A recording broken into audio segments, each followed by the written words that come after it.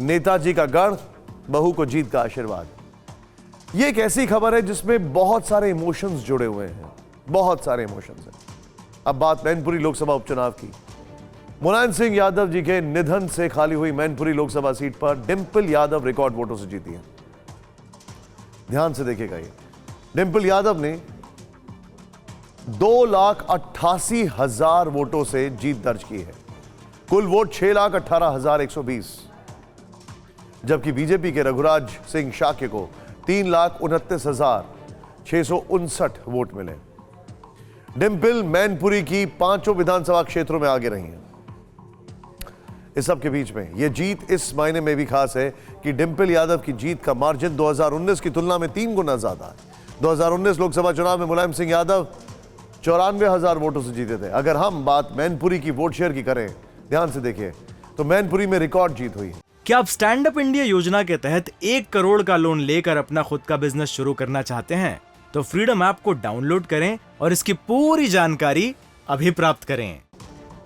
ध्यान से देखिएगा, पार्टी और वोट शेयर। एक और चीज, बीजेपी 34%, सपा 64%, अन्य 1% और नोटा 0.64%। ये बड़ा इंटरेस्टिंग है। और एक और बात मुझे याद आई इसी से, नोटा को 2017 के गुजरात चुनाव में तीसरा सबसे ज्यादा वोट मिला था। शायद इस बार ऐसा नहीं। इस सब के बीच में जाहिर है मैनपुरी में नेताजी के निधन के बाद सहानुभूति की ऐसी आंधी चली कि साइकिल ने फिर रफ्तार पकड़ लिया। यहां बीजेपी का बदलाव का नारा फ्लॉप हो गया और जीत का रिकॉर्ड टूट गया। देखिए रिपोर्ट।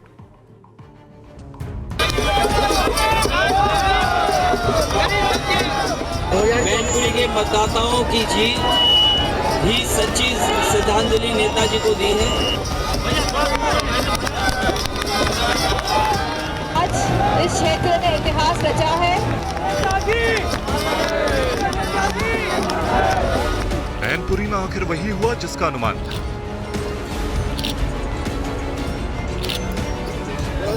आखिर वही हुआ जिसका अंदाजा था।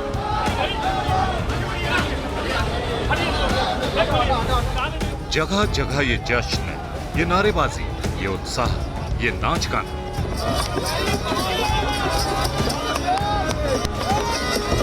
एक एक तस्वीर मैनपुरी में समाजवादी पार्टी की ऐतिहासिक जीत की तस्दीक कर रही है। एक एक तस्वीर बता रही है मैनपुरी के लिए नेताजी का परिवार ही सब कुछ है।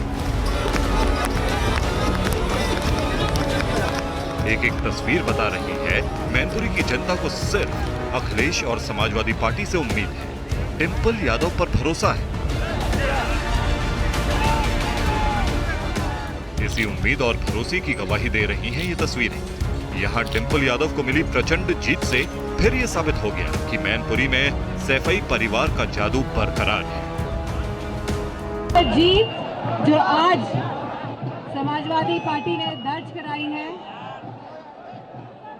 यह जीत नेताजी की जीत है। मैनपुरी के मतदाताओं की जीत ही सच्ची श्रद्धांजलि नेताजी को दी है। जिस तरीके से मैनपुरी की जनता ने मान सम्मान बढ़ाया है, हम सब लोग मिलकर के मैनपुरी की जनता का मान सम्मान बढ़ाने का काम करेंगे। मैनपुरी में पिछले चुनाव की तुलना में समाजवादी पार्टी की जीत का आंकड़ा बढ़ा। साइकिल की रफ्तार तेज हुई तो चाचा भतीजे के बीच की दूरी भी मिट गई। जीत से उत्साहित अखिलेश चाचा शिवपाल से मिलने उनके घर पहुंचे।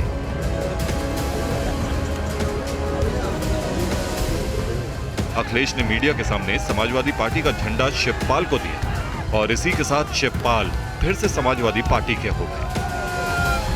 तो यहाँ की जनता ने चुनौती स्वीकार करके नेताजी के नाम पर, नेताजी के आदर्शों पर, विकास पर वोट दे दिया है। बीजेपी का जो तथाकथित वोट बैंक था, उसने भी हमें वोट दिया है। साफ है, समाजवादी पार्टी के नेता से लेकर कार्यकर्ता तक आत्मविश्वास से भरे हैं, लेकिन इसके पीछे रहा है मैनपुरी का वोट गढ़।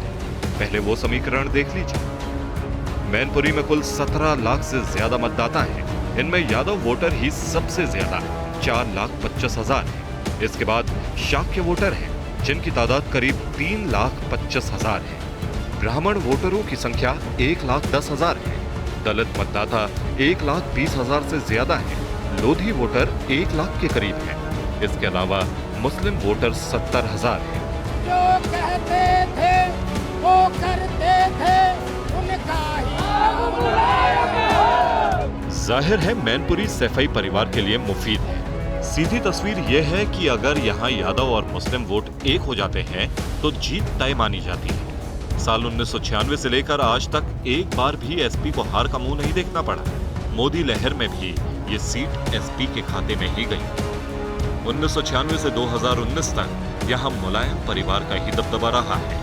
1996, 2004, 2009, 2014 उपचुनाव और 2019 हर बार जीत का सेहरा सैफई परिवार के सिर पर था। मैनपुरी में कुल वोटर्स का 25% से ज्यादा यादवों का है। बाकी के गैर यादव वोटों की ताकत है। बीजेपी इसी वोट बैंक के सहारे बाजी पलटना चाहती है, लेकिन ऐसा हो न सका। बीजेपी पर सैफई परिवार भारी पड़ा। क्या आप स्टैंड अप इंडिया योजना के तहत 1 करोड़ का लोन लेकर अपना खुद का बिजनेस शुरू करना चाहते हैं?